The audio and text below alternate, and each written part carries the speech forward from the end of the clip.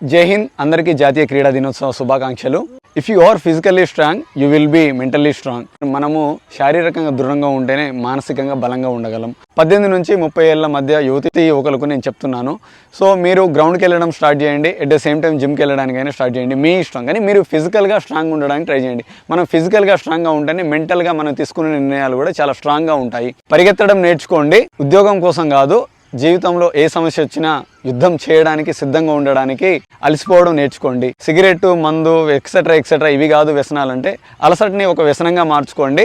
నాకు తెలిసి పీజీలు చేసి పిహెచ్డీ చేసి ఆ చదువు దగ్గర సరైన ఉద్యోగాలు రాక సూసైడ్ చేసుకొని చనిపోయిన వాళ్ళు చాలామంది ఉన్నారు, చూస్తుంటాం. 10th క్లాస్ ఫెయిల్ అయినని, ఇంటర్ ఫెయిల్ అయినని, లేకపోతే సరైన ఉద్యోగం రాలేదని సూసైడ్ చేసుకునే వాళ్ళు చాలామంది ఉన్నారు.